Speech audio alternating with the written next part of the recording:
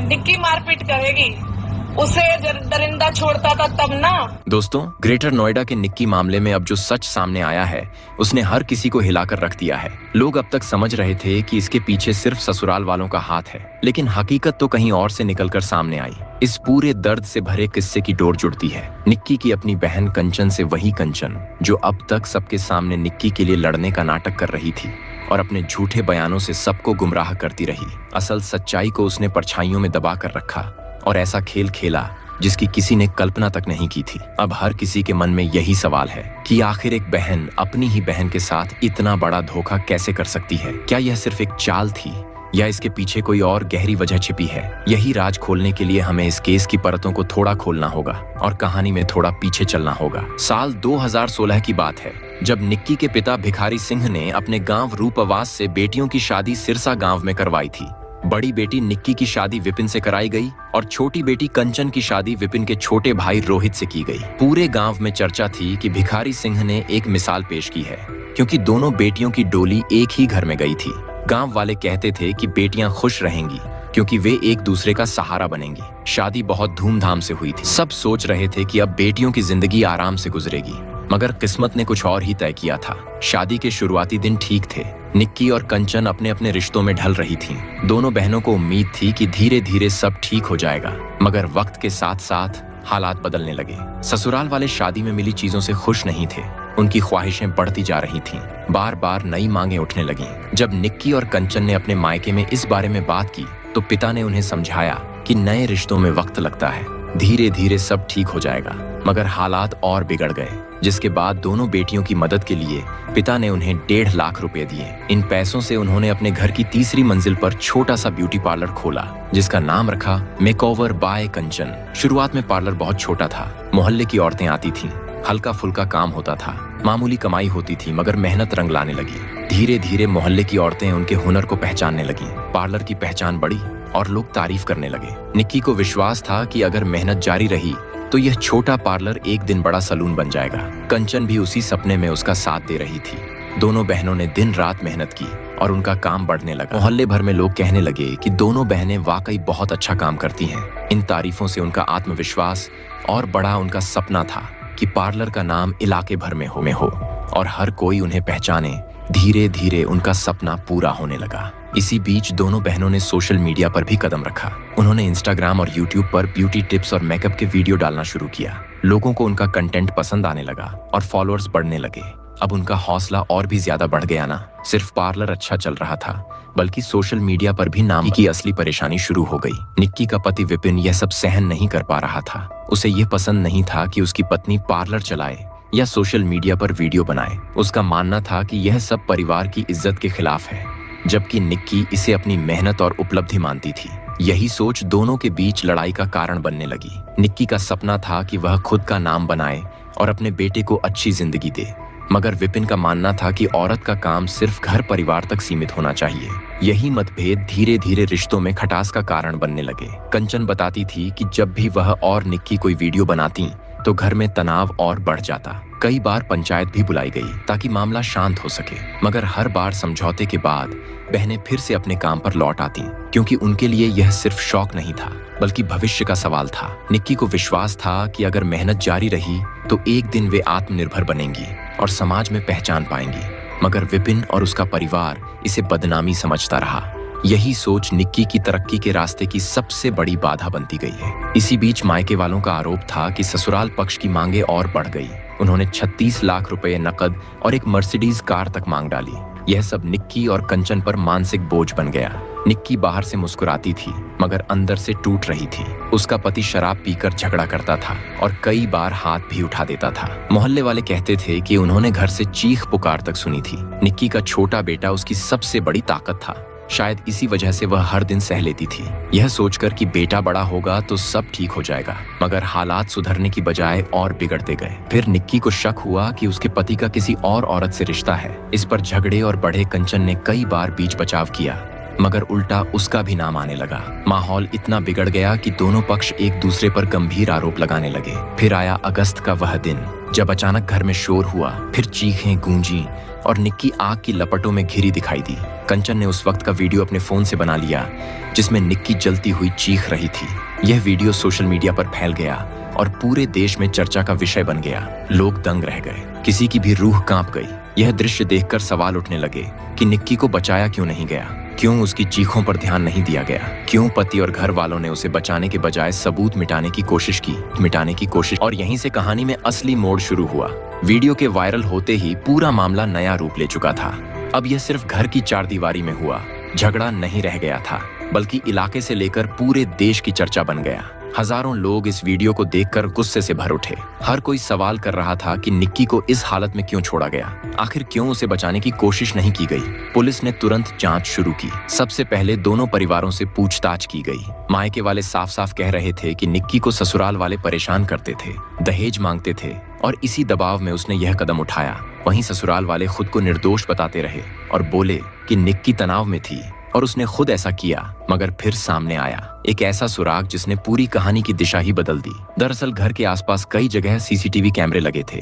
जब पुलिस ने इन कैमरों की फुटेज खंगाली तो कई चौंकाने वाले दृश्य सामने आए। फुटेज में साफ दिख रहा था कि उस दिन घर में कौन कौन आया, किसका आना जाना था और ठीक घटना के समय कौन कहां मौजूद था। सबसे बड़ा झटका यह देखकर लगा तब घर के ज्यादातर लोग वहां मौजूद ही नहीं थे, कुछ बाहर थे और कुछ छत पर। तभी पुलिस को शक हुआ कि उस पल असल में अंदर क्या हुआ होगा। दोस्तों, जब पुलिस ने सीसीटीवी की फुटेज देखी तो फुटेज में साफ दिखा कि घटना से कुछ मिनट पहले निक्की और उसकी बहन कंचन के बीच जोरदार बहस हुई थी। भले ही उसमें आवाज रिकॉर्ड नहीं हुई थी, लेकिन उनके हाव भाव और इशारों से लग रहा था कि मामला बहुत गंभीर था। पुलिस को लगा कि अब तक सबकी नजर सिर्फ ससुराल वालों पर थी, लेकिन यहाँ कोई और राज भी छुपा हुआ है। तभी पुलिस ने कंचन पर भी ध्यान देना शुरू कर दिया।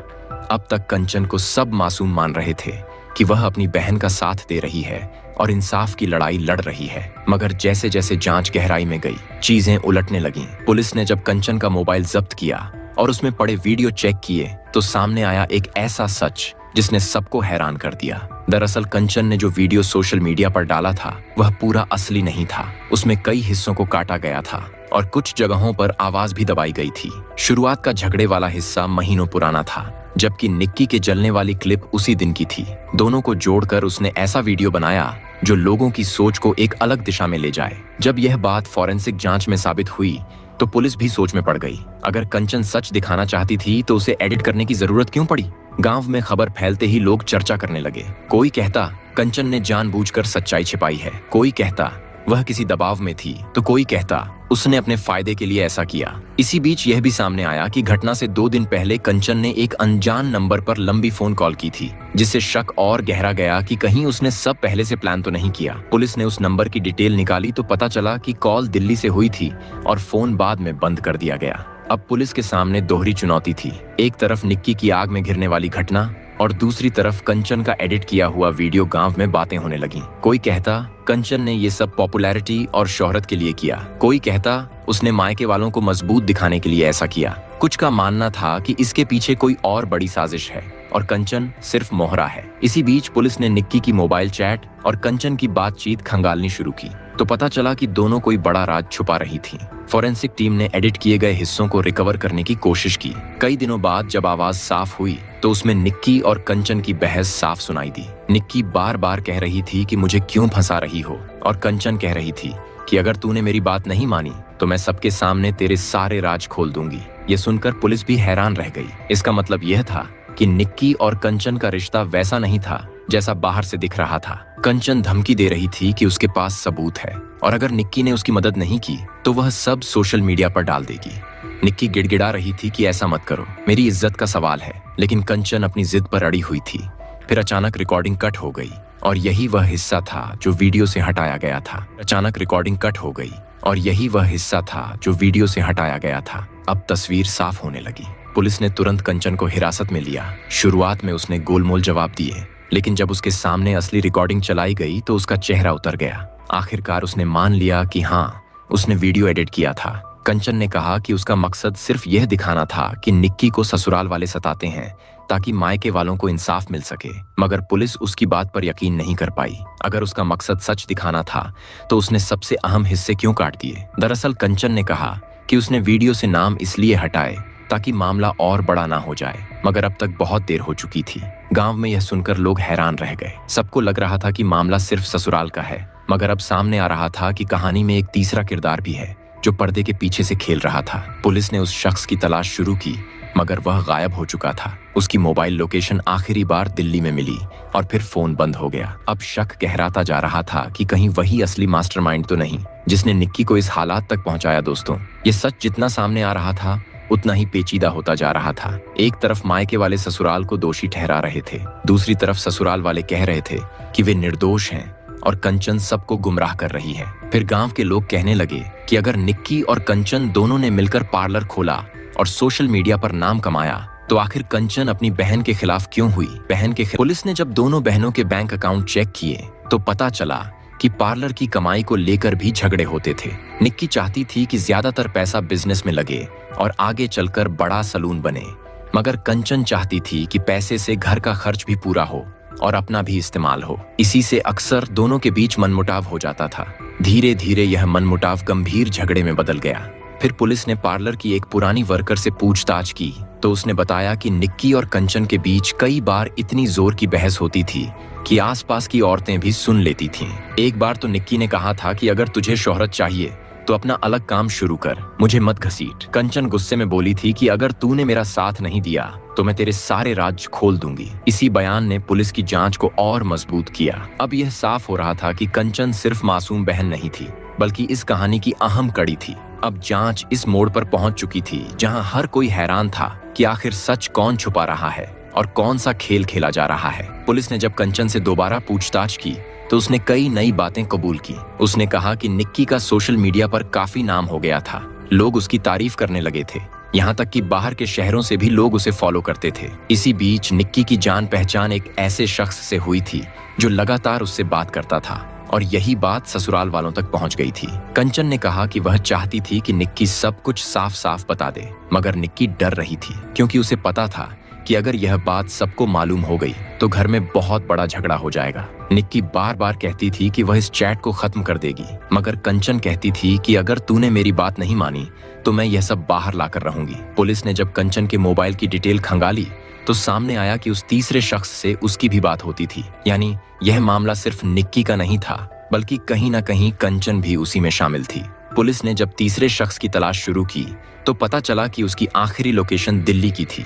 उसके बाद से फोन बंद था। अब पुलिस को शक हुआ कि कहीं वही असली मास्टरमाइंड तो नहीं जिसने दोनों बहनों के बीच फूट डलवाई और निक्की को ऐसे हालात में धकेला। गांव में लोग तरह तरह की बातें कर रहे थे। कोई कहता ये सब पार्लर और सोशल मीडिया की शोहरत के चक्कर में हुआ, कोई कहता इसमें पैसों का झगड़ा था, तो कोई कहता कि कोई और शख्स था जिसने दोनों बहनों को एक दूसरे के खिलाफ कर दिया। दोस्तों, इस केस की सबसे बड़ी मुश्किल यही थी कि हर दिन नए राज सामने आ रहे थे। कभी ससुराल वाले दोषी लगते, कभी कंचन पर शक जाता, तो कभी लगता कि कोई तीसरा आदमी ही सब खेल खेल रहा है। यही वजह थी कि पुलिस को बार बार जांच का रुख बदलना पड़ रहा था और लोग हर दिन नए सवाल उठा रहे थे। निक्की का बेटा बार बार कहता था कि मम्मी को बचाया क्यों नहीं गया। उसकी मासूम आवाज सुनकर हर किसी का दिल पसीज जाता था और लोग यही कहते थे कि इस कहानी का असली सच सामने आना ही चाहिए। अब पुलिस ने सारे सबूत इकट्ठा करके कोर्ट में पेश किए। कंचन की असली एडिटिंग वाला वीडियो भी सबके सामने आया। लोगों ने देखा कि कैसे उसने कई हिस्सों को काटा था और कैसे उसने आवाज को दबाया था।